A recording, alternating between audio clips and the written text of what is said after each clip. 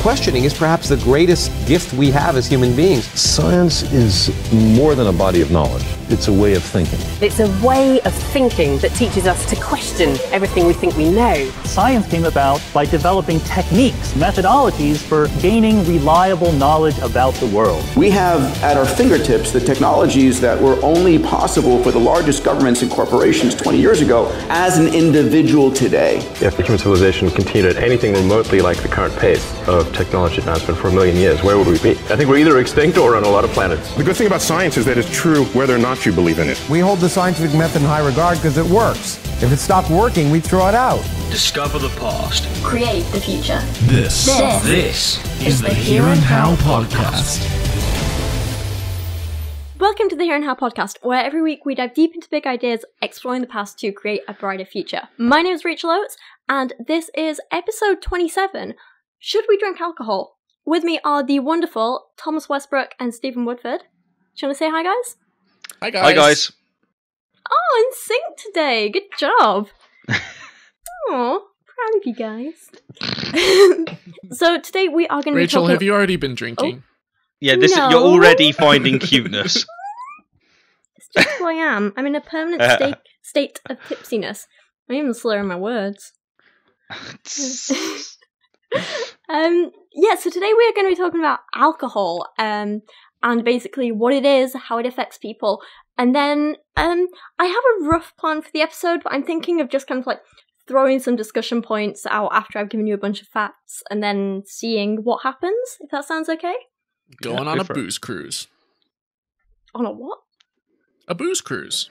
Oh, booze. Okay, that's fine. Yeah.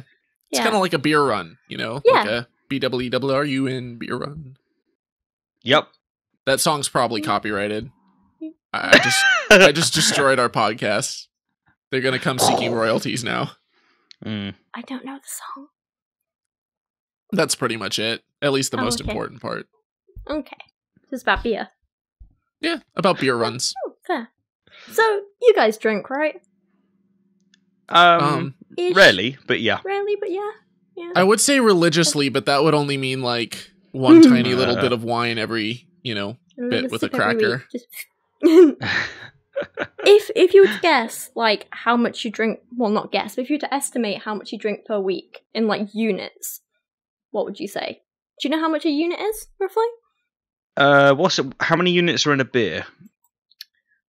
Oh, beer's the one I don't know. So 1 unit would be roughly like a medium-sized glass of wine or a shot of alcohol that's roughly like 25 ml. Okay. I have about a beer. Beer. I have about 1 pint of beer every 3 weeks. That's probably the average. Yeah. Oh, bless. I choose other drugs. Yeah. Can talk about that at the end. Mm-hmm. Yeah, that's fair enough. Thomas, do you drink a lot? It depends. I pretty much never get drunk, but I do like enjoying an adult beverage on occasion. So I love it. The question is, how much do you drink? And you go, I don't get drunk often. Dodging. No, I drink socially. Like I drink for camaraderie, but not for effect. So like I might have a beer like every couple days or something, every few days. What 1 beer every couple of days, or a drinking session every couple of days? No, I usually keep it. I limit it to like 1 or 2, but sometimes I'll go for like a month without drinking, or like several weeks without drinking, and then I might sit down with some friends and have a few rounds. So yeah, cool. I think we're all kind of like roughly on the same page then when it comes to alcohol, in terms of like none of us really overindulge or feel like we're drinking too much. What is quite interesting is that there was a bunch of studies done recently about how much people drink versus what they actually drink, and people in general tended to underestimate how much they were drinking per week, and people were drinking a lot more. That said, the study was like absolutely crazy to me, and it was something like most people were over drinking by like 10 or 15 units a week or something, like compared to what they thought they were, and even then they were over drinking the recommended amount by a lot as well. Most people I know are what I would call alcoholics. They drink crap loads, but to them it's not a thing, because what is too much alcohol? That's kind of the question here. And you know, my father, for example, and upstairs, someone that I live with, it's at least 4 cans a night. Damn, really? To me, that's an alcoholic. Oof, but then, what does alcoholic mean? I'm sure we're going to discuss that. Yeah, we can do a little bit of like talking about the dependency on alcohol and like the effects it has and stuff like that. Yeah, no, for me, like I only ever drink sort of socially, or I'll have like a nice glass of wine with a fancy meal, you know what I mean, for something a bit nice. So for me, it's like probably at most I'll have like a glass of wine one week, and then another week I'll go out and have maybe like 2 or 3 glasses with friends, and then nothing for another couple of weeks. So, you know, I'd say I probably average about 3 glasses a month, but then again, sometimes I will drink a bit more, you know. Yeah. Oh, sorry, go on. Well, I was gonna say to give you an example from like so like last night I cooked some like roasted balsamic vinaigrette chicken with like Brussels sprouts and what's it called, kind of roasted tomatoes and asparagus. Ooh. And so it was just kind of this nice chicken dish, and it turned out really well, but I, you know, paired it with a bottle of wine and I split that, and it was, you know, date night and stuff. But then, you know, now I might not, you know, drink for, you know, what was his name? How long? Like I don't. Mordecai. When you say split it, Thomas, if you've got a glass in each hand, that doesn't count. But all these loopholes. Well, but I figure, you know, if I'm dating my left hand, then I can at least have it as a secondary alcohol holder. Yeah, the stranger is always drunk. I think probably for us a benefit is that we don't really have like colleagues who we see constantly, if that makes sense. So we're not in that kind of like working drinking culture. Like one of my friends, I met up with him the other week, and he, well, actually probably about a month ago now, but he encouraged me to drink way more than I normally do. And because like as soon as we got to the pub, it's like, oh, I'll buy us a bottle of wine to share. And I was like, oof, this is like, you know, more than I normally drink in a whole month. I had him one night and it was insane. But a bottle of wine, if you're splitting it between 2 people, that's about. Oh no, we had a second bottle after as well. Oh, okay. Yeah, we had a second bottle after. So like two glasses of wine isn't too much overboard. No, but well, like I say, like 2 glasses turned to 4 glasses, and then there was a shot before we left, and it was like, oh, yeah, okay, like pretty drunk by the end of it. But when I was like, oh god, this is like a lot for me, he was like, oh, we do this every week. Like, you know, I was out last night with people from work, and then the night before, and then, you know, we're going out again tomorrow night. And I was like, how do you do this? But apparently kind of like a drinking culture at work is like a thing. Like Dan comes home most nights and like he'll have had offers from people to go for drinks after work and stuff like that. And he doesn't really go out often. He'll go out like maybe once every other week or something with people from work. But yeah, it does kind of shock me a little bit how much some people drink and how normalized it is. Whereas it's just a personal thing that I don't really like feel that need to drink that much anymore. Back when I was a student, I would have, but now not so much. Well, I think a big part of it is like once you have like all 3 of us we're entrepreneurs. You know, we have to be productive. We have to, you know, look at ways to, you know, we have to work hard if we want to be successful. Yeah. God, I don't have time for a hangover anymore. Yeah, it's one of those things where like if you're wanting to do consistent work and be productive and get stuff done, like you really can't afford to like just the time, you know, even if you can financially afford it, it's like, well, I don't really have time to get wasted and then blow my whole weekend lying in bed nursing a headache, you know. Yeah. I got a feeling this kind of comes down to the fact that people are paid for their time rather than for the products that they produce or the service that they give. Yeah. Because when it comes down to, I have to tomorrow be at this location for 9 hours, whether or not you're functioning at 90% of productivity or 50 doesn't change how much money you're going to make. And so there's not that incentive to actually be on form. Whereas, as you were just saying, with me, I want to be on form. So if I may drink it maybe on a Friday, or I might have some marijuana or whatever. But I deliberately wouldn't have it if it's going to clash or in some way negatively affect too much how productive I'll be the next day. If it's going to knock it down by 10%, yeah, sure, if I don't need to be on form tomorrow to that standard. But if it's going to make it so that I go from 90 to 50%, it's just not worth it. Yeah. Well, I used to work in a cubicle environment in IT, and pretty much all my coworkers would go out, on weeknights and just, not all of them. Some of them had families, but they go out on a Thursday night, come in Friday with a hangover or something. And it's, I had a roommate that would try to get me to go out and party, and occasionally I would, and I would just feel miserable afterwards. And I'd just be sitting in my cube, just kind of staring at the walls. And I didn't like it. I felt like I was, kind of cheating my boss. And so I didn't, usually do that. But it's weird because most people I knew would live for the weekend, but then they'd be drunk off their ass on Friday night and Saturday night, and their Saturday and Sunday they'd just be miserable.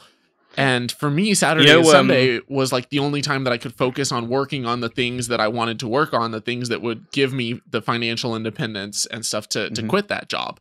And so I didn't want to get drunk on the weekends because I wanted to be able to be productive and use that time wisely.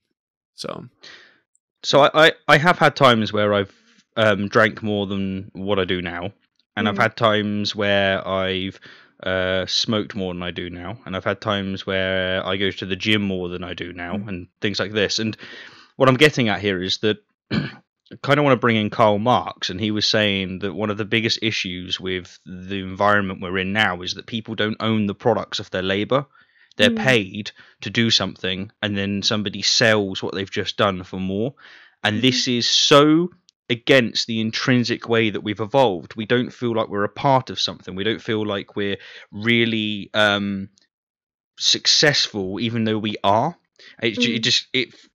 Maybe I'm going down the wrong track here, but what I'm getting at is I think people use alcohol the same way that I will use gaming when there's too much pressure on me, and that is that it's an escape from the situation that I'm in. It could be that the circumstances of life is just so difficult that a lot of people use it for that reason.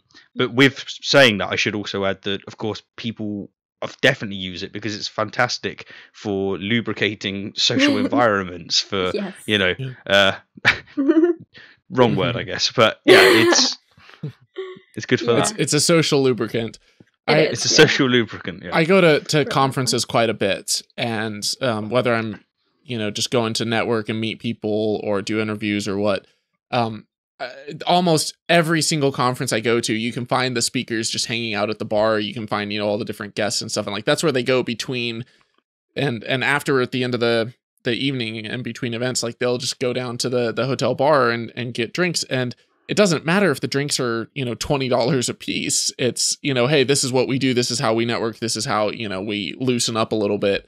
And it's in a way, it's kind of a test of wit to be able to not drink and still have the social wherewithal to, and the courage to go up and talk to strangers and to be, funny and charismatic and not as reserved and held back, to kind of tear down those walls without alcohol.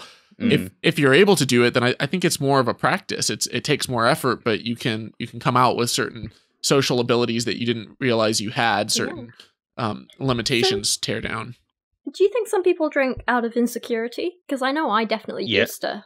Yeah, for sure. Yeah, absolutely. Yeah. Oh yeah, too. If let's say that just go down to your nearest club and walk around. Go on a Friday night and just look around the club and see how many guys are just sitting in the corner, just looking dazed, and they have no idea. They want to go up and talk to someone and meet someone, or meet some lovely lady or something, but they're just sitting in the corner. But then you watch that same group as the night goes on, 2 hours in, 3 hours in, as they've had 5 or 6 drinks or something, and they're all on the dance floor, just going to town, having a good time.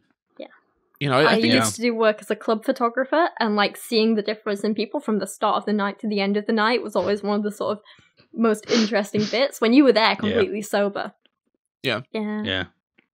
All right, now we've got kind of opinion-y stuff, and we're getting into the conversation. What is alcohol? Ethanol. Yes. It's a downer. Okay, yeah, it is. It's an kind of known as a amplifier. depressant. Yeah.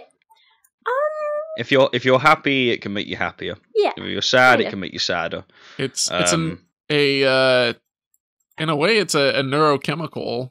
It binds with certain receptors, and it's a drug. Is it an inhibitor?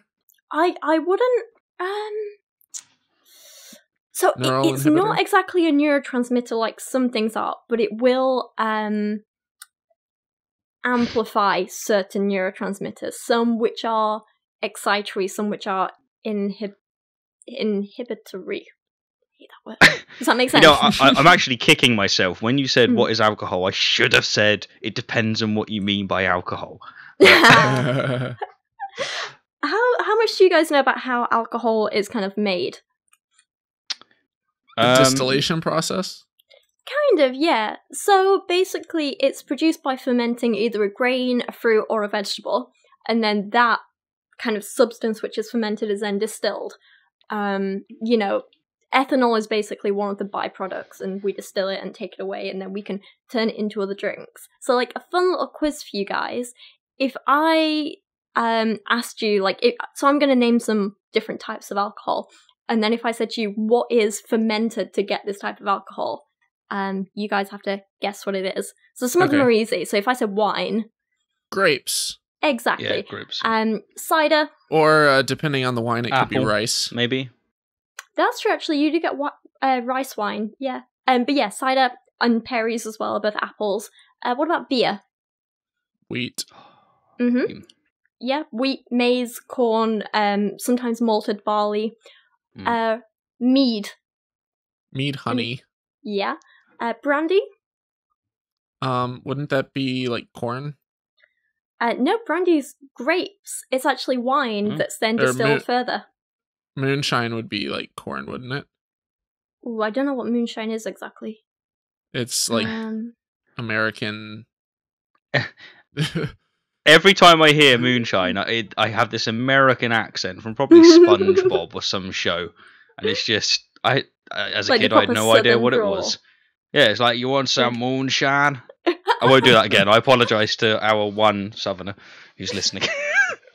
Yeah, so moonshine is simply cornmeal, yeast, sugar, and water.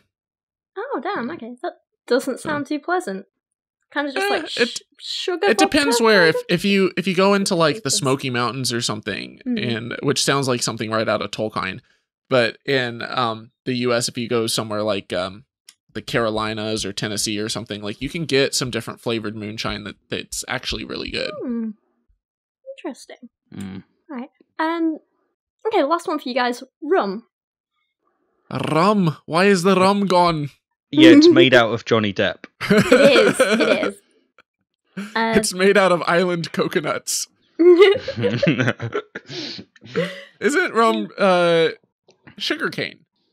Sugarcane, yes. Yeah. Okay. So, yeah, I just thought that would be fun. Fun, yeah. Kind of like, let you guys know where your alcohol's coming from.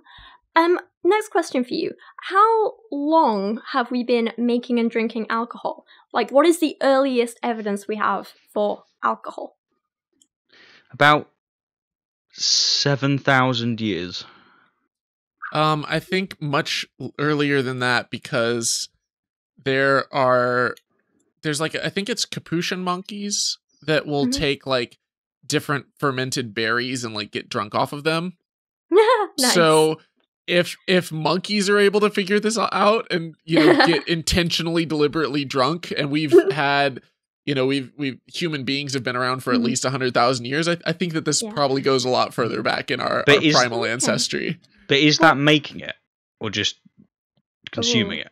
I mean, consuming it. I don't think that they're actively making it, but they're finding the fermented berries and deliberately getting intoxicated off of them. Yeah.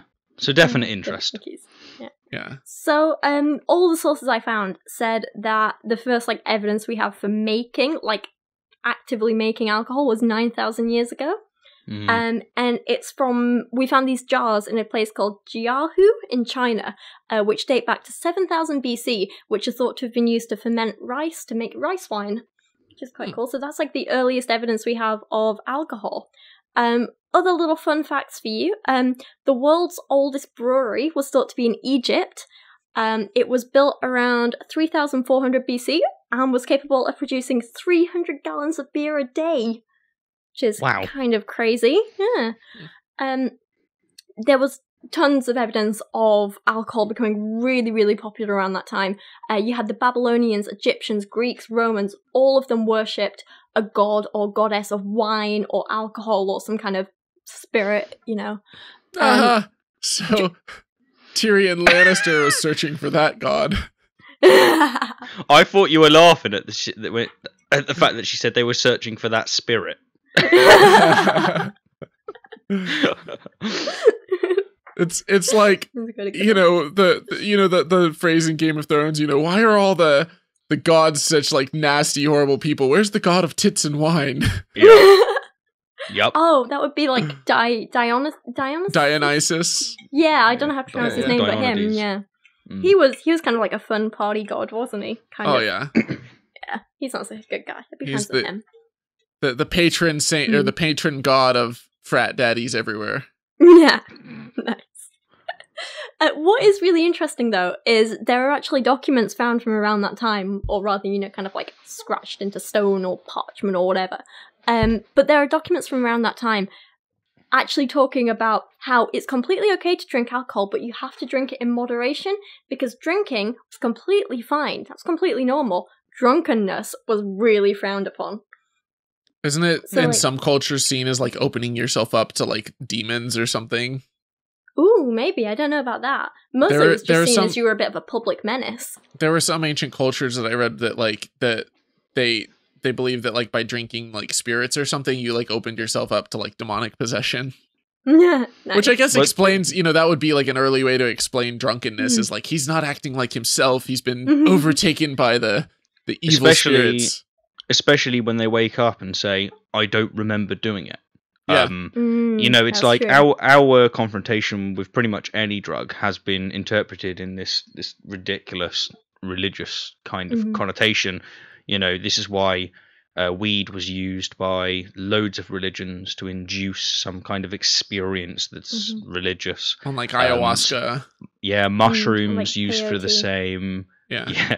It's just this is our first interaction with drugs, it seems, and I have no surprise at all that alcohol was just another one where it filled in that gap.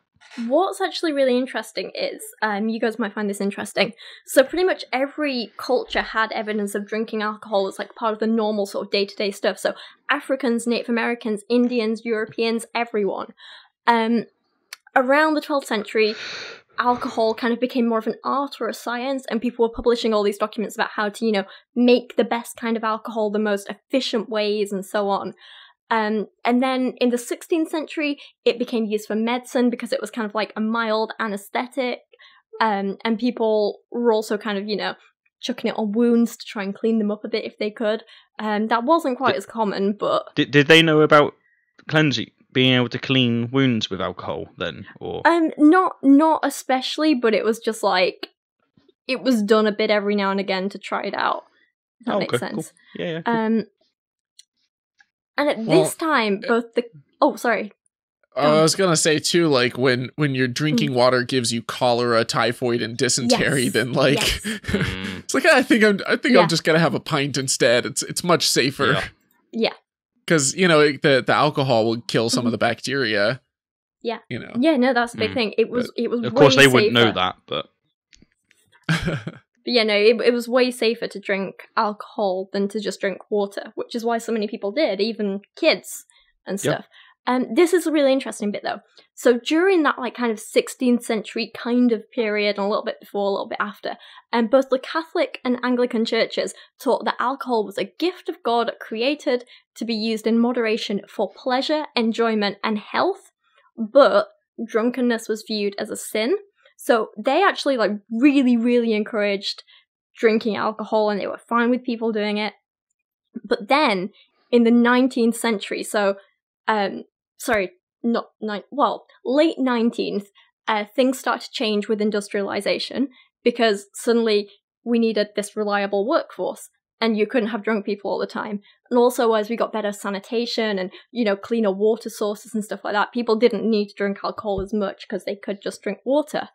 And then at the start of the 20th century, we needed people for the wars and stuff like that. And also people in America started to get really religious and really kind of like fundamentalist about certain things.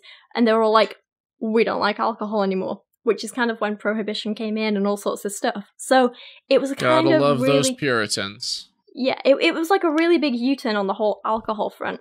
Another big thing is just going back to the whole sort of like 12th century stuff. That was also when a lot of like Islamic scientists were kind of making these big leaps forward, and they did a lot of stuff to do with like fermenting alcohol and creating alcohol and stuff like that. Whereas now, a lot of Muslims won't drink. Yeah, So, Islam definitely saw a complete U-turn in the way in which, they read their texts during that time.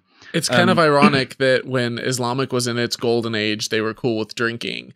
Whereas in the West, it was kind of the opposite. It was when there was this shift towards like coffee shops and stuff that suddenly everyone is like not in a drunken stupor, but they're like all like jacked up on caffeine. Yeah. And, something that I find fascinating. I think I've said before that I'm very much a believer in what Mark said about our morality is very much determined by our economy. It's not the other way around.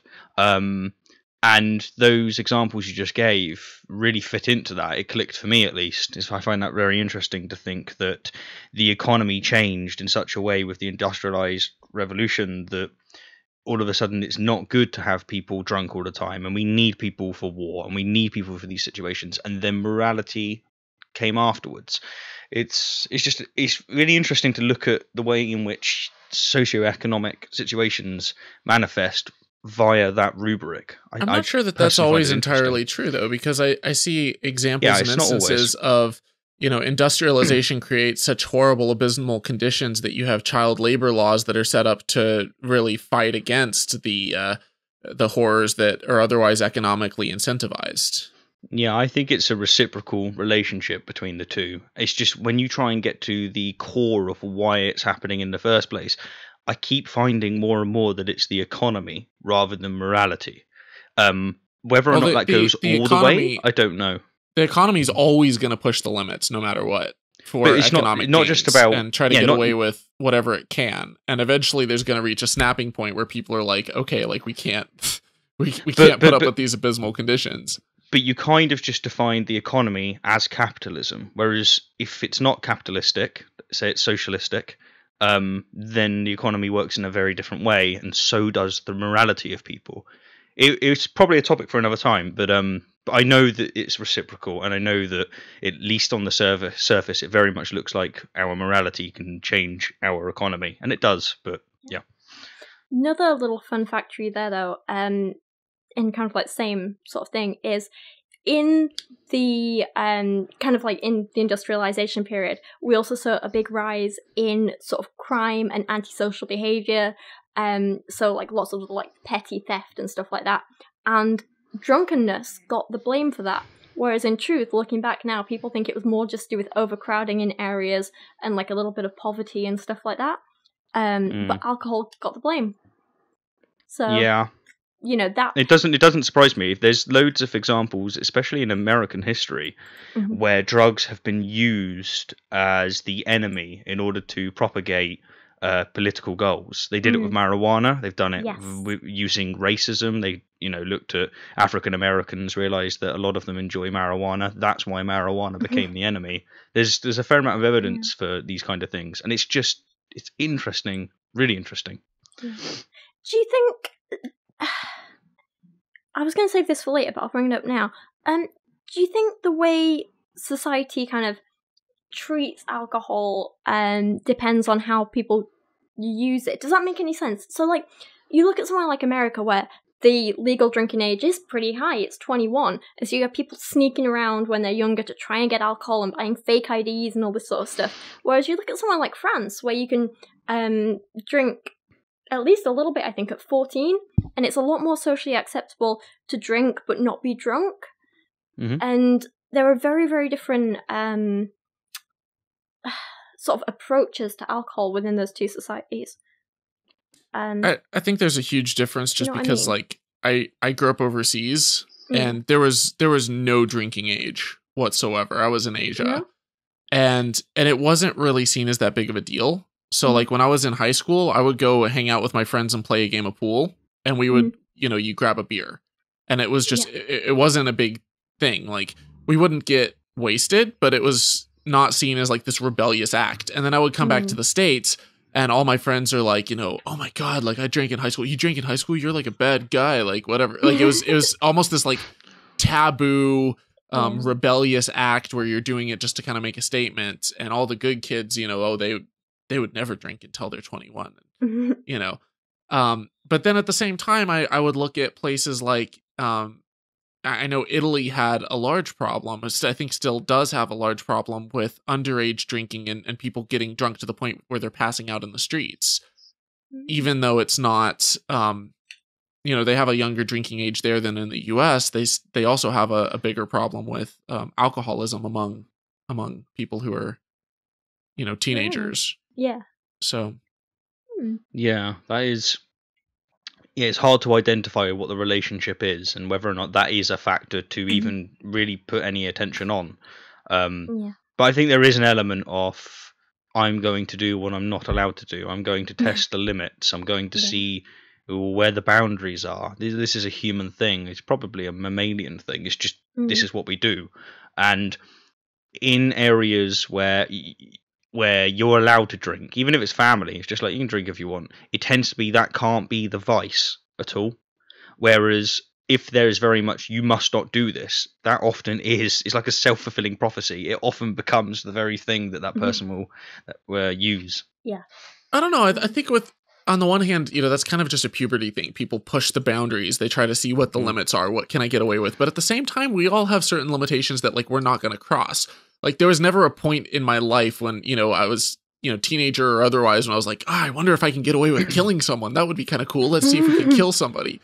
That was never something that even crossed my mind, So I think that there's some stuff that's just seen as like, what? Like that? No, that's taboo. That's horrible. Don't do that. Like, no, I don't want to rape because I'm not a fucking rapist. But at the same time, there's some things that like they're seen as kind of socially acceptable taboos. Oh, hey, like, all the people, all the cool kids are drinking. Like, let's just, have a little bit. They're kind of the peer pressure is there. It's like, what's the harm? You're not really hurting anyone. You're just gonna have some fun. Like I think that there are certain socially accepted taboos that are kind of the go-to ways of acting out and pushing the limits. They're kind of the rules made to be broken. And if we were smart about it, we would deliberately make sure that the rules that we make to be broken are ones that really don't have much of an effect. And you know what? I think alcohol kind of is, for most part, a good way in which to do that. Because like you said, no one's going to grow up and go, I'm going to rebel by raping someone. Yeah. That's not why they rape. They rape because of other issues. And it's just too far. It's completely against our nature. We haven't evolved to be like that. At least most of us. Whereas we have evolved to test those barriers. Evolution does reward those that take risk. And so we have that risk in us, and it especially manifests when we're, going through puberty. And so, as you said, we focus on things which are, it's not too bad, but it's also not good. And alcohol is one of them in our culture. Yeah. But I mean, I was going to say some cultures, it's so taboo.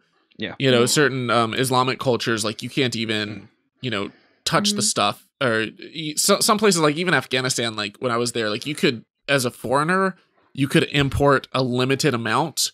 But if you were caught giving any of it to a local, to a Muslim, then like that was a huge taboo. Like you could get in serious trouble for it. And so it was kind of one of those things. It was kind of best to just avoid. But at the same time, like there's, cultures like that where like drinking is seen as this horrible sin, this awful crime, you're depending on how lax it is. Like I know in Iran, people have parties, like underground parties all the time.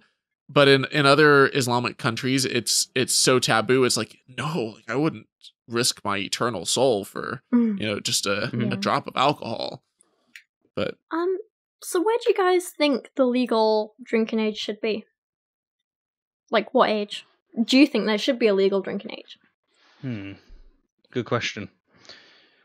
I would say either no drinking age if you're with your parents and you have their permission and stuff.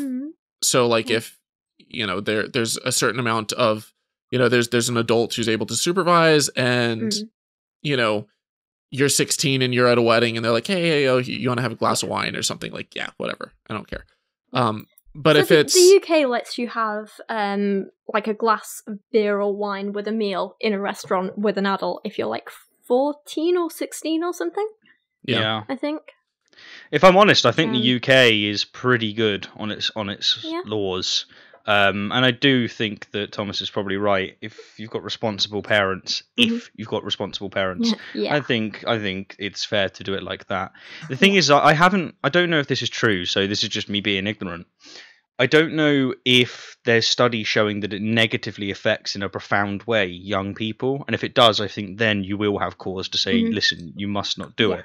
If you take marijuana, for example, just as a quick example, there's studies showing that if you take it before the age of 25, which is when physiologically we're adults, we have it as this arbitrary cultural thing as 18. You're not an adult if you're 18. You're not biologically one.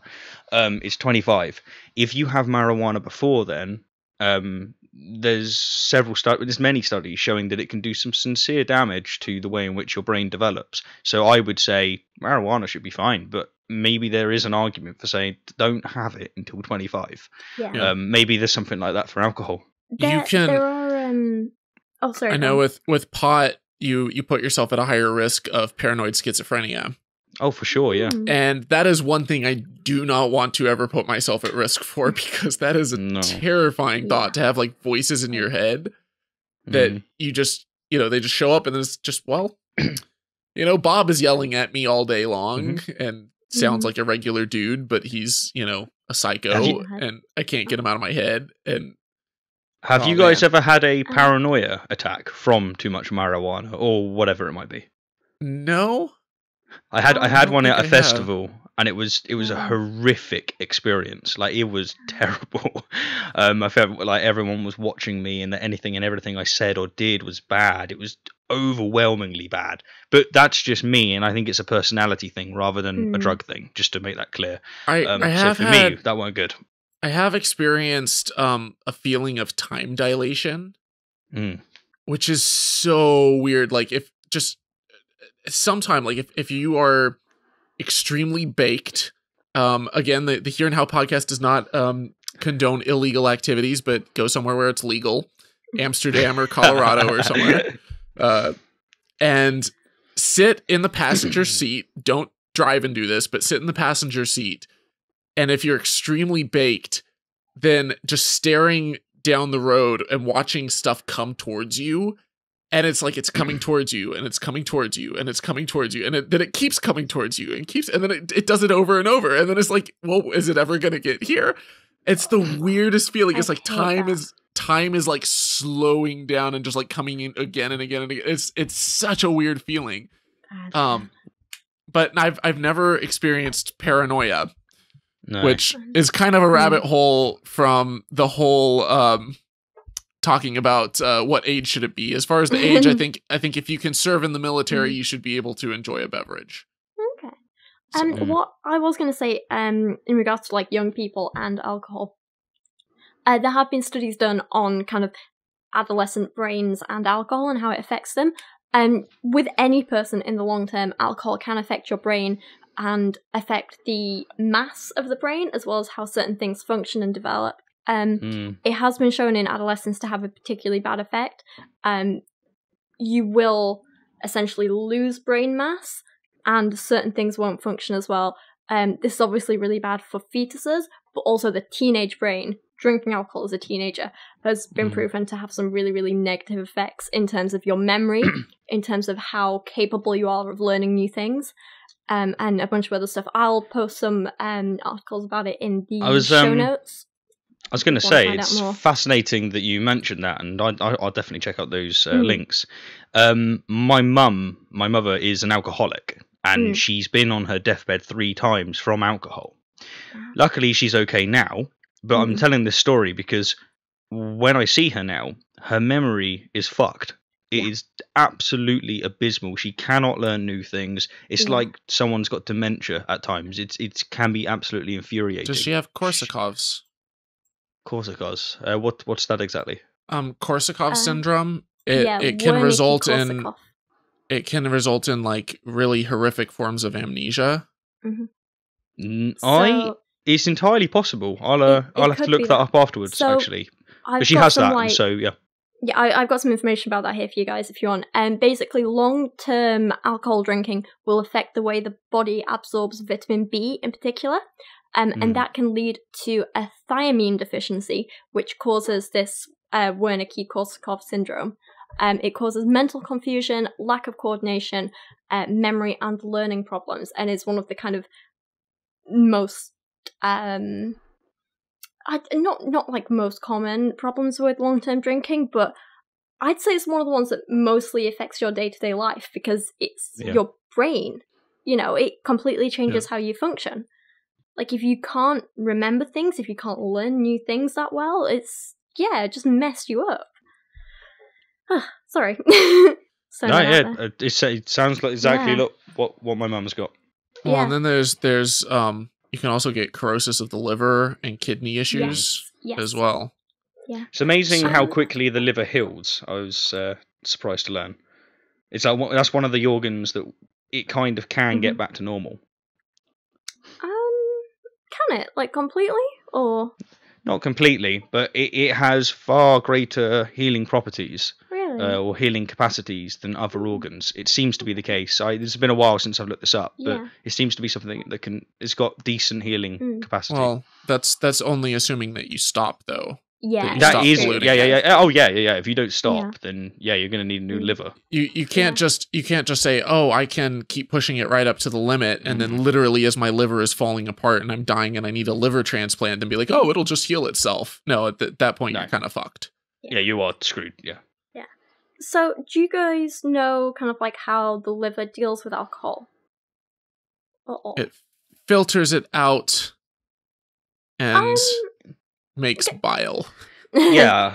So it breaks it down into a couple of different substances because the body can't store alcohol like at all. It doesn't know what to do with it. So it breaks it down into substances that it can store or use or excrete in a more kind of in an easier way, I guess you could say. One of the first kind of steps in breaking down alcohol is to turn it into, let me just find, so it uses alcohol dehydrogenase to break down alcohol into acetaldehyde? It's something like that. Basically, it's a substance which the body knows a little bit more what to do with, but it can be very, very toxic in high amounts. It's one of the reasons we get hangovers and feel so rough after drinking alcohol. And it can really mess us up. And then the liver will break that down further into other substances and so on. But that's kind of the first step. Do you know how much alcohol the liver can roughly process in an hour? A unit, maybe 2 units. A unit, yeah. Isn't it like a beer an hour? Yeah, exactly. So it can process that, but obviously the more you drink, to be honest, the slower it'll get. So just because you're drinking 1 beer every hour doesn't mean you're not going to get drunk and stuff like that. And it doesn't mean you're not going to get a hangover. So if you have 6 beers at once and then wait 6 hours, it's actually going to take longer? Yeah, probably. But if you drink 1 beer and then you wait an hour and then you drink another beer and you wait an hour... you're still going to get drunk because it's still building upon building and the liver starts to kind of get a little bit damaged and iffy and slow down. And it has to go around your blood before it can really get down there. So that's where it's really, you're starting to get the effects. So what you're telling me is you should smoke weed and then have like, you go into like this super time dilation and your hour's different from real hours. And then you're like, I don't know, super how exactly beer man. do you define an hour? We split how long it takes the Earth to spin on its axis by 24, and done. Good answer. All right. Any idea how, in the short term, alcohol affects the stomach? I know it can cause stomach ulcers. Eat away at the lining. Yeah, so basically it makes the stomach more acidic than usual, which can lead to you just having like a little bit of acid reflux or indigestion, if you want to call it that. But also, if you're drinking regularly, even if it's just, you know, one beer a day, 2 beers a day, having a more acidic stomach like that in the long term is really, really bad because it's going to mess up your stomach lining. It's going to make it inflamed. It can lead to stomach pain, like you say, ulcers, vomiting, bit of an upset tummy if you want to go number 2. It can even lead to stomach bleeding if you're drinking regularly, even if it's not a huge amount at a time. Wow. So, yeah, it's really horrible. Yeah, and to anyone who says that like drinking, oh, you know, it's healthy to have a glass of red wine every night because, you know, resveratrol. The amount of wine that you would need to drink in order to actually have like enough resveratrol to like have a benefit effect is like way more than the healthy amount, and you're screwing yourself with the amount of alcohol that you're taking and stuff, as well as, you know, all the calories and everything as well. But it's not despite what popular science articles might say, like drinking chocolate and or eating chocolate and drinking wine isn't a healthy thing to do. You do it because you enjoy it. You do it because it's an enjoyable thing and it's pleasurable, not because it's healthy. Another thing to note on a lot of those articles is, a couple of things actually. One, the sample size is normally quite low, and the studies aren't over that long a period of time. So a little bit inaccurate perhaps. But the thing is, just because they might find a correlation between having a glass of wine 3 times a week and people being healthy, it doesn't necessarily mean there's a causation. You know, having, say, you know, like I saw one that was something like, oh, drinking a glass of wine 3 times a week makes you healthier in this, and this way. I'm like, well, what if it's just because you're taking time out to actually relax and stop working and socialize with your friends? Maybe that's what's helping rather than the wine itself. A person drinking wine at home by themselves might not have those benefits, and a person who doesn't drink at all but is constantly working won't have those benefits. So one of the biggest things that I've noticed with pop science articles is that they will go to huge liberties to twist what the actual article is about. So if you have a particular scientific study that maybe looks at the effects of taking a resveratrol supplement or something, or taking a large dose of a particular thing that is found in, you know, red wine, or something that is found in chocolate or found somewhere else, you know, they might look at the effects of this on the human body, and they might actually do a decent double-blind study with, you know, a decent sample size, and they might find a positive correlation. But usually what they're, you know, doing is they're taking, you know, the concentrated form of whatever the supplement, and they're finding that it has a positive, you know, effect in a much higher dose than you would get from, you know, just drinking it in wine. But then the study will come along and be like, oh man, that has these great side effects. Well, that ingredient's also found in wine. So scientists have found that drinking red wine is actually will extend your lifespan. And it's like, no, that's not what the study found. But nice. Who do you blame? Try.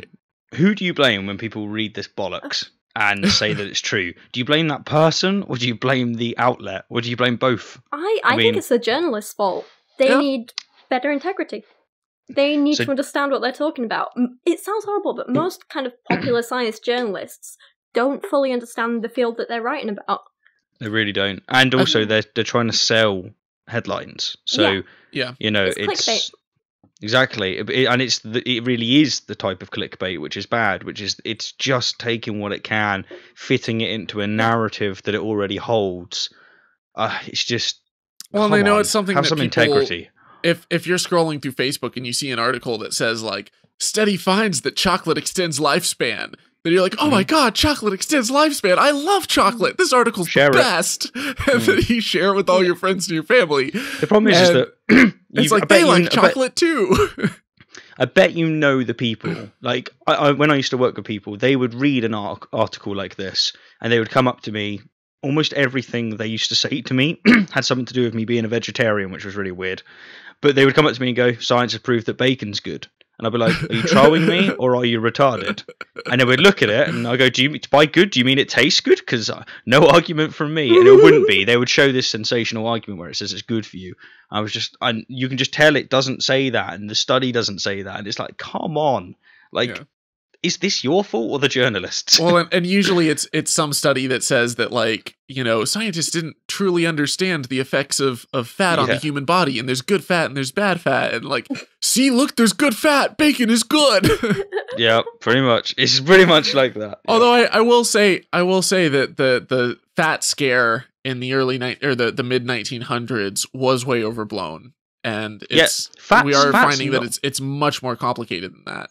Yeah, like you got these like fat fighters and stuff, and they're always saying, well, it's in the name there, you know, fat is the enemy. It's like, no, it isn't. Calories are the enemy. Stop eating too many cookies. Fat's good for you. It regulates your hormones. It's a good thing to have. Finding the right balance of nutrition and, like, you know, what type of calories are you just getting empty, you know, sugars that are just, you know, they're not going to do you a whole lot of good, or are you having a healthy balance of, you know, carbs and fats and protein and everything else, you know? And it's like, are you concerned about health, or are you just concerned about weight? Of course, you should be concerned about health, but if it's just weight, it really almost comes down to calories in, calories out. Yeah. And yes, fat has more calories in it because it has 9 calories per gram, whereas protein and carbs have 4. But it's more filling. It's got the nutrition that you need. It helps regulate hormones. It's a good thing. Whereas the sugars will go through you immediately, and you'll just shit it out. But there's also stuff like how stressed are you? Like if you're stressed out of your mind and you're constantly anxious, there's a good chance that you'll be stress eating, and, you know, therefore taking in more calories. But there's also a good chance that your body might store more calories, and you might have a lower metabolism, and your body is just hanging on to it because, you know, and reserving it and stuff. It's like, you know, there's so many different things that people don't necessarily take into account, and they'll just limit it to calories in, calories out. And it's like, well, diet is so complicated. So I guess, like, to pin that down, because you are absolutely right. I would say it's 80-20, as in 80% is calories in versus calories out, and the 20% is to do with stress and to do with the way in which you've been eating recently and whatnot. Maybe you disagree with that, but from my experience, from what I've seen, it really is mainly about what you're eating. Well, it's like, technically, yes, calories in, calories out, but like the calories out part, you can radically alter through, you know, it's like, oh, I have, you know, a thyroid problem. Well, that's keeping the calories in, you know, that's. Yeah. There's a good joke from Jimmy Carr. Someone says, I've got a thyroid problem. And he goes, what are you taking for that? Pies? Or there's another one where they said the camera adds £5. Well, stop eating fucking cameras. That's quite good. And while we're actually on the subject of calories, this does bring me to another point that I just thought of. For a while, there was a big issue with people not realizing how many calories were in alcoholic drinks, especially because a lot of them you mix with sugary drinks. It's just empty calories. Now there's actually a bit of an issue, especially amongst young women in their 20s, where they essentially fast throughout the day so they can drink more in an evening but not go over their calorie allowance. Yeah. And then you get drunk faster too. Yeah. So it's so messed up and so unhealthy. And I was just wondering, like, do you have any thoughts on that? That is dangerous. Yeah. And it's really not healthy. This isn't quite relevant, but what I've noticed of such females is that they tend to look really attractive for a couple of years, and then they just plummet like hell because it catches up with them, and they haven't developed good techniques for eating and looking after themselves and keeping themselves. It's a good way to get alcohol poisoning. It's a very good way of getting alcohol poisoning. But yeah, it doesn't surprise me. I think that's also why some females deliberately will choose alcohol, which is basically spirits, rather than the alcopops that they may have had before or whatnot. Yeah. Well, and honestly, if you're starving yourself and you're giving up food and becoming, anorexic just so that you can have booze, that is literally the definition of an alcoholic. Yeah. Like that is alcoholism. And an addiction is basically taking more of a substance than you know is good for you. Yeah. And if you're not getting healthy nutrition and you're opting instead to have booze, like that is kind of the definition of a negative habit, an addiction right there. Yeah. But all right, just to bring it back to the kind of health stuff for a minute. You guys know that obviously drinking alcohol long term increases your risk of things like liver failure and stuff like that. But specifically cancers. Any idea what cancers it puts you at risk of? All of them. Yeah, I'd imagine. Love it, yeah. Yeah, I'd imagine it's pretty much all of them. Bowel cancer, would that be higher? Stomach cancer? Yeah, stomach's a big one. Pancreas, colon, mouth, tongue, lip, throat. Also, breast cancer. At the very least, alcoholism decreases your immunity levels.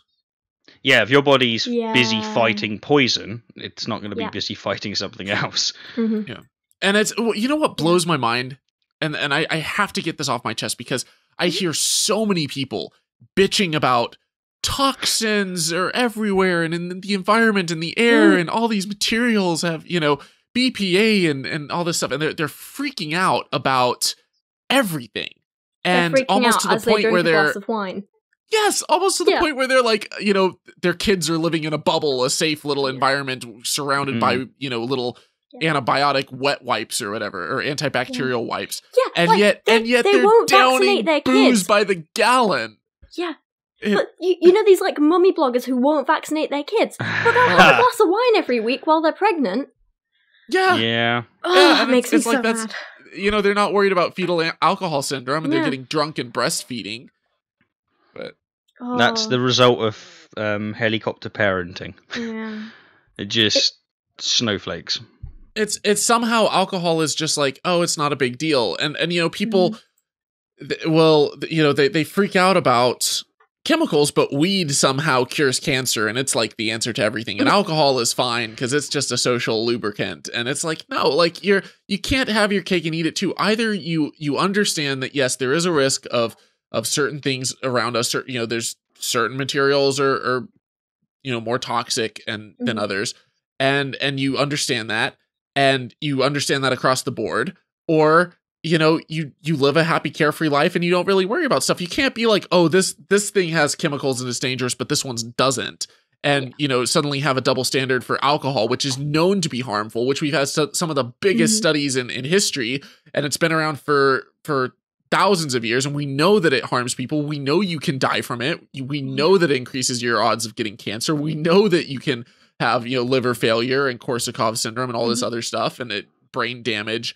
And yet people somehow don't bat an eye at that, and yet they freak out about, getting, some medicine from the doctor that, But. Yeah, the inconsistency, the hypocrisy is just so frustrating. It's rife. Before I get mad about this stuff, let's go back to alcohol's effect on the brain, if that's okay. Too late, Rachel. Too late. You've already triggered me.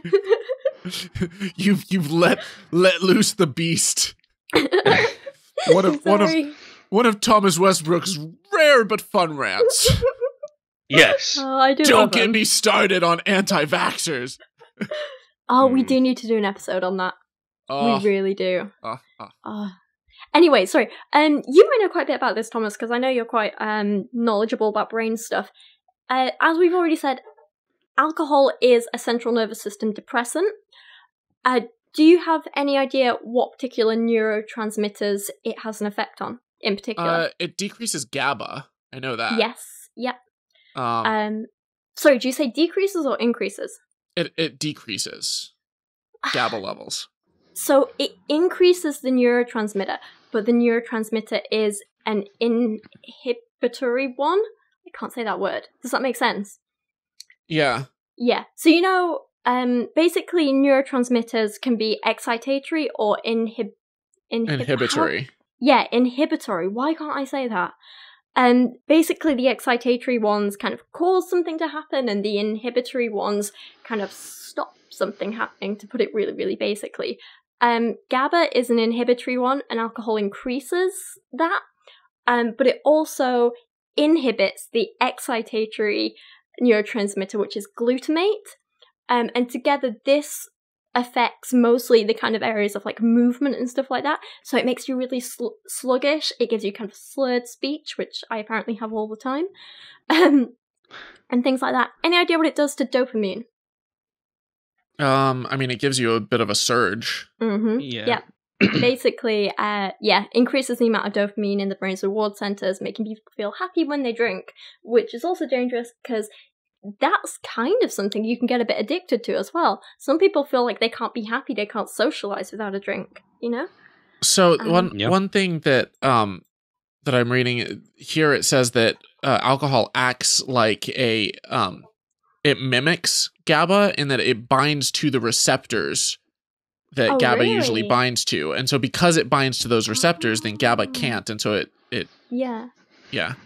Oh, okay. That's no, I didn't know that. That's really brilliant. Thank you. That's quite interesting. But so I knew someone who had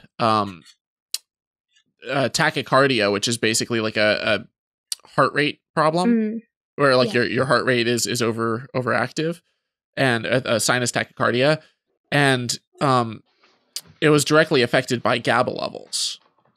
And I know that her doctor basically told her, to go easy on the alcohol because that directly affected her heart rate. That makes a lot of sense, because another kind of long-term effect of alcohol is that it can give you an irregular heartbeat, and it also affects the muscles in the heart as well. As well as anxiety and depression too. Which, if you already are prone to anxiety and then you start having like a panic attack and your heart rate shoots through the roof, then it kind of turns into a positive feedback loop. Yeah. So, but then people will turn to alcohol to bring them down from that as like I'm feeling super stressed, I need a drink. And then that's their go-to, which shoots themselves in the foot because it affects their GABA levels, it affects all this, and so it causes them to have it again and for it to be more likely to occur. What makes this so insidious, at least in my opinion, is that people don't need to know that that's why they're taking it. It's just their body kind of knows, although knowing is the wrong word. It's amazing that it's not a conscious thing. It's not even subconscious, really. Or is it? I don't know. It's difficult to define, but it's like it would when be I change unconscious, I think. It's definitely unconscious, yeah. Yeah. In the same way maybe that means subconscious. But like another example just to throw on top is, for some reason I kept eating olives about I'd say this was about half a year ago. And I hated olives. Now I actually really enjoy them, but I honestly ate about 100 olives a day for about 3 weeks, and I don't know why this was, but I had this massive craving for it, and I thought, what is going wrong with me? Like, I really when your body want craves olives. Stuff, it's because you're missing like a nutrient or something like that, or you're deficient in something. Well, this is it. I was lacking salt, and my body was just going, that's got salt, eat that, and I was enjoying the hell out of it because it was telling me, you're enjoying this, and it is amazing how that can happen. One last thing I'll say on that matter is there was this case where these people got lost at sea and they were going to die from starvation, essentially. And what they had for food was fish, and they kept bringing fish on. They were eating them, but as time progressed, they were getting very ill. They had malnutrition. They wasn't getting all of the nutrients that they need, and just something inside them was telling them to eat the face, and they just couldn't really understand why, but they started eating the face, the eyes, whatever they could out of it. Well, it turns out that the nutrients that they needed to stop them from dying from malnutrition was in the eyes. And they couldn't really figure out why they were getting this unconscious urge to do so. And I find that fascinating. Like, how deep does our psychological evolution go? I don't know. That's smart. Yeah. Yeah. Well, that's That reminds me of I forget which ship captain it was. Was it Captain Cook or something that like he brought a bunch of limes on board, and basically scurvy. Yeah, because like a certain percentage of the sailors were dying of scurvy, and he brought these limes on board, and he just he didn't even I don't know if he knew that or if he had heard rumors that limes and fruit and stuff, tropical fruit, helped to prevent scurvy, but he brought some on board, and all of his crew, they didn't get scurvy because they had the vitamin C in the limes. And vitamin C scurvy is basically when you go without having any kind of vitamin C, then you can develop scurvy. And yeah, that's smart. Fascinating. Any idea about anything else that happens in the brain, just quickly? Depression. Yeah. You think you're more attractive than what you are. Beer goggles. Speaking for me, yeah. You think, and you're attractive. You'll find someone that's very attractive, and you'll wake up and go, "Wow, I was shifting a wardrobe last night." No, I'm joking. But yeah, you develop beer goggles, so all of a sudden, the elephant man looks like Angelina Jolie. Beyonce, yeah.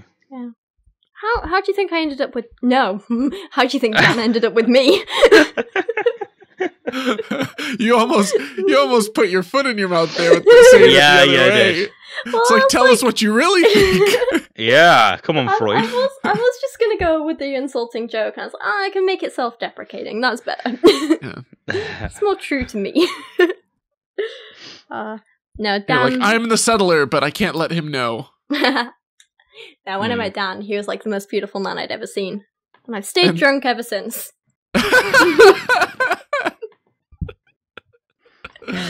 Oh, I really hope he doesn't listen to this. No, joking. So other things that alcohol can do is it will affect the cerebral cortex, in particular the behavioral inhibitory center. Why can't I say that?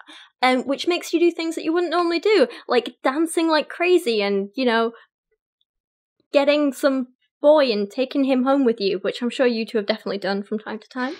Well, I dance like crazy when I'm sober, so that's not really a thing for me. I'm yet to find any drug that can make me dance. Really? Yeah, I can't dance. Oh, neither can I, but I love it when I've had a little bit of wine. Oh, I'm the best bad dancer in the world. I pull out all these like terrible moves. It's great. It's so much fun. I just look like I'm shadowboxing someone. It doesn't work. Oh no, that's good. That's the fun of it.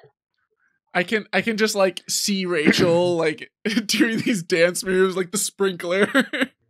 Oh yeah, I'm full of like little like bops and like arm movements and like little shimmies and stuff. It's great. I'm terrible at it. I love it. Steve gets 2 drinks in and suddenly he's jumping on the bar and twerking. Yeah, pretty much. I would pay to see that. I would pay to see that.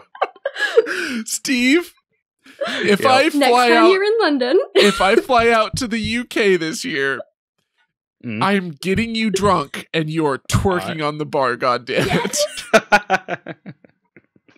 Oh yes, please. Wow. And we'll release it as patron only content. So the people that pay for your content have to suffer watching that. I don't know if that's a good business plan. It's not for my patrons. It's going to be more like, they pay to stop us posting it. Yeah. Well, Rachel, aren't most of your viewers are female, and haven't they made comments about how attractive Steve is? Oh yeah, they think Steve is a beautiful man. Sorry, Then they know Steve is a beautiful man. You could make it patron-only content for them.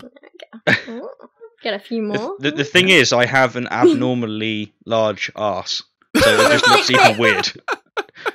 Seriously, my arse is massive. Like since we did that conversation, I've lost 4 kilo of fat, and I've put on 0.5 kilo of muscle, and my arse has just got bigger. So it's like great. Oh well, I think you're beautiful. Oh, you liar. Bootyful or full booty? Yeah. That's a good one. Anyway, so alcohol does some other stuff to the brain as well. Can cause blackouts, memory loss, affects the center of movement and balance, slows the processing of information from the eyes, ears, mouth, and other senses. And it can cause sleepiness, slow breathing, and lower the body's temperature, which can be really, really dangerous. So Can you all of that guys- stuff. Oh, sorry, Gan. I know this is a complete veer off topic, but can you imagine what it would be like if Steve and Nicki Minaj had a baby? What the fuck? I think the difference is that Stephen's bum is real. It would be like just you'd have like 10% of it is like head and shoulders and stuff, and then it's just got like this like gigantic lower section. Fuck At you. least it wouldn't be top heavy. It wouldn't have to worry about falling over and bopping its head. It would have its own gravity. Yeah. Sorry, it would be Rachel. I very just cute. hijacked your side effects of alcohol. Oh no, that's okay. Don't worry. I think that was more important. Yeah, for sure. So, we kind of Nikki spoken about the Woodford. effects on the body. Just to kind of end this, I have a few little kind of like questions for you guys. Do you think it's ever safe to drink alcohol? Do you think the kind of social aspect of it outweighs the health aspects when you're drinking small amounts in moderation? And also, what do you think about just kind of binge drinking culture and stuff like that? It depends on what you mean by safe. I would say, yeah, it might not be a net positive to your health, but it might be a net positive to your social interactions or just enjoying yourself. Like I'm quite liberal in the sense that if people are enjoying themselves and they're not hurting other people or animals, I don't care. It's like good for you. It's just when it gets too far. So for me, I think it's not. It depends what you mean by safe, but yeah, I think it's okay. Enjoy yourself. I think some people have a predisposition to alcoholism and addiction and overdoing it, and that's definitely there.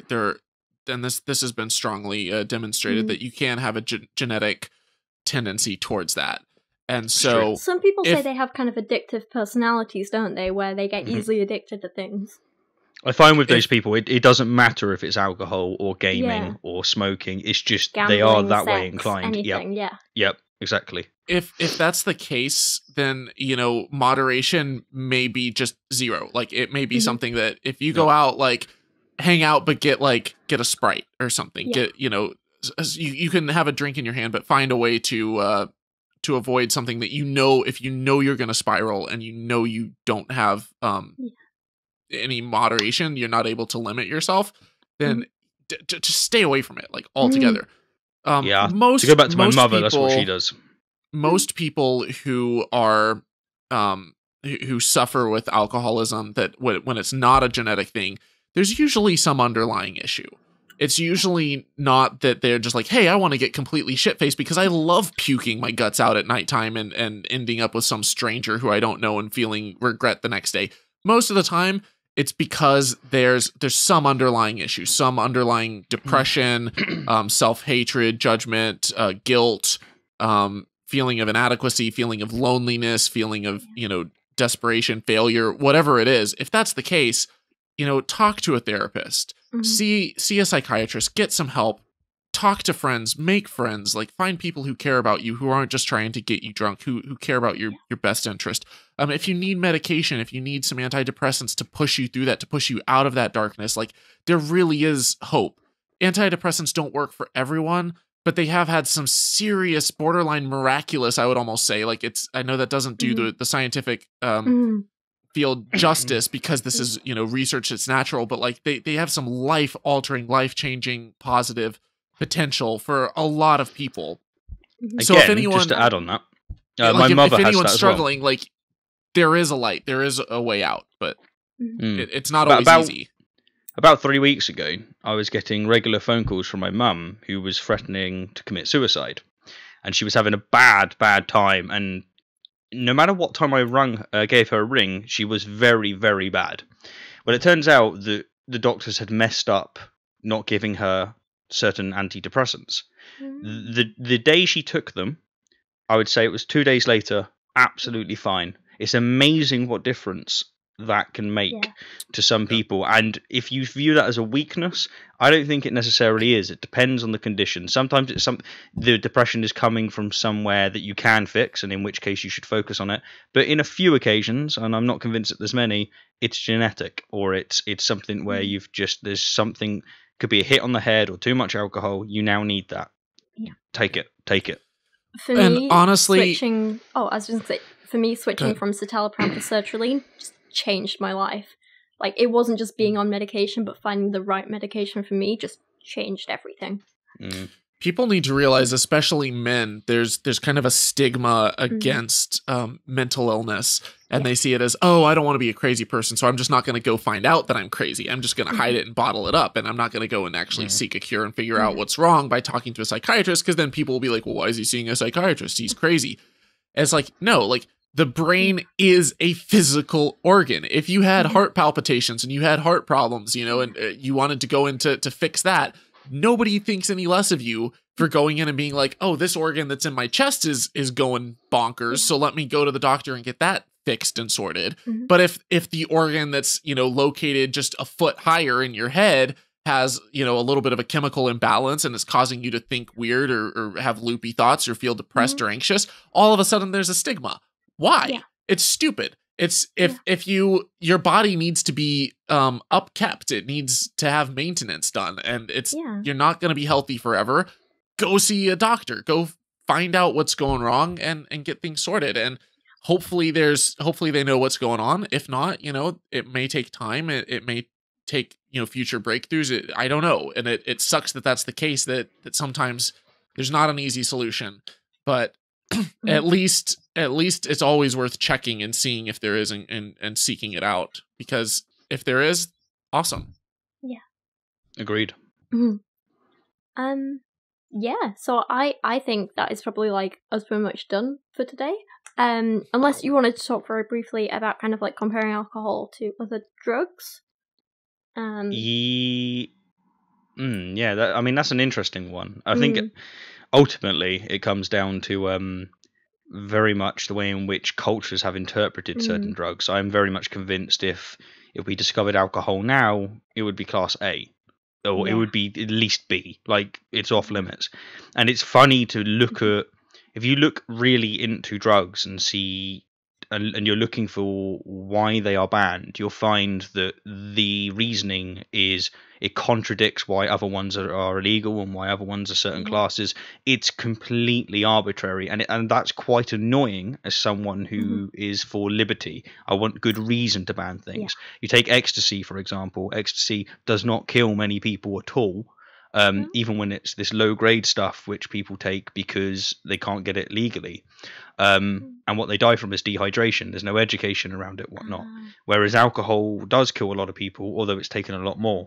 So yeah, I think perhaps it's not good to delve too far into it now. Maybe that's an episode for another time. But but there is, it is something we should touch.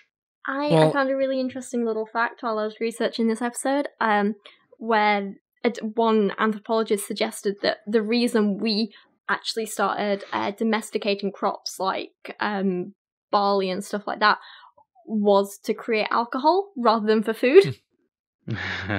Interesting. Yeah. Humanity's always had its priorities. Yeah. So, maybe it is just because it's such an ingrained part of our culture. Then you look at things like... Yeah, good on. Then you look at things like Prohibition in America, though, and it didn't work. People were still finding a way to drink and serve alcohol. So I don't think making it illegal would help. And it just devastates lives, and it just needlessly does it. You know, right now in the UK, it is illegal to have marijuana. Who are they benefiting? I mean, for crying out loud, it's ridiculous. Well, and in the US, we have for-profit prison systems, so there's incentives to put as many people behind bars as possible. Yeah, we have drugs like marijuana that are much less harmful than alcohol are criminalized.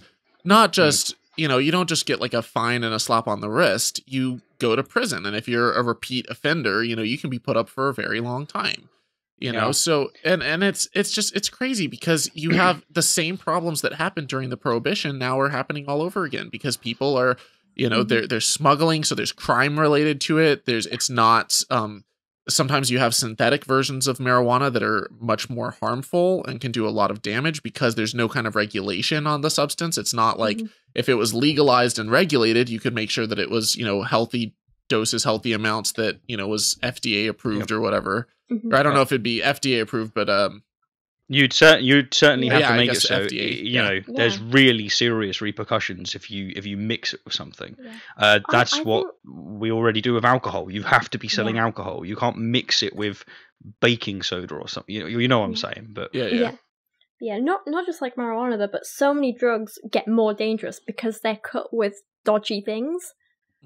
And also you're trying to avoid terms, aren't you? So for example, if let's just take steroids, for example. Let's just say that a certain steroid, say, I think Dianabol, is illegal. People can change the chemical compounds, even though it's not as good for people, even though it's not as safe, but then it's technically not Dianabol, it's something else, and therefore they can sell it, and it's legal for 6 months so they can make a profit. Then that becomes illegal, and they do the same again. This isn't smart at all. Happened with horse tranquilizers, didn't it? Yeah.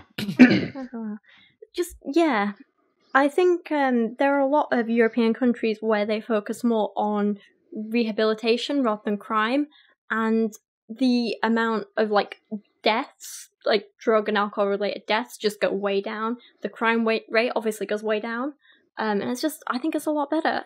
This whole it's idea also sorry to butt in again. It's also the attitude that people have towards it. So Portugal, it is, that's probably the country you're referring to.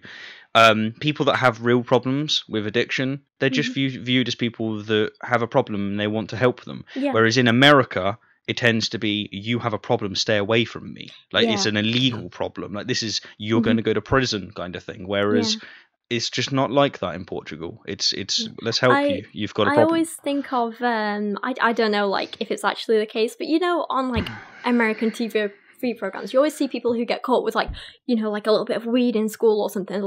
This is going on your permanent record. It's going to ruin your life. It's going to do this and this. I'm like, or you could just send him to a class to talk about the effects of marijuana and how to use it responsibly, and it wouldn't ruin his life. Well, and it's if someone, let's say that someone is, they're on crack cocaine and black tar heroin, rather than being these are just, horrible, criminal, filthy people. It's what if we actually had a little bit of compassion? And what if we understood that, man, these people, how low do you have to be to get to that point? You must be really broken. You must be really hurting. Did you lose all of your family? Did your kids die? Or are you just, you feel so down and out because you can't get a job and you've applied to 100 different jobs and you can't get anything. And, maybe you have a criminal record because you had possession of a drug in the past and now you're kind of screwed for life. We're not creating a society that builds people up and that helps people to get on their own 2 feet. We're condemning them to a lifetime of misery and prison, and it's extremely heartbreaking. And the sooner we're able to fix broken systems like that, I think is the sooner that society and humanity will be better off. And I think in retrospect we're going to look back on this as a horrific aspect of human history that could be fixed and avoided. All right, this is getting on a little bit, so I kind of want to end this here. But thank you for today, guys. I really enjoyed this. It's good to hear. Yeah, well done. Oh yeah, awesome. Thanks, I don't know how to end. We don't have a tagline. We don't have a tagline. We'll be back next week where I'll be talking about. I have a topic, but you do. I did.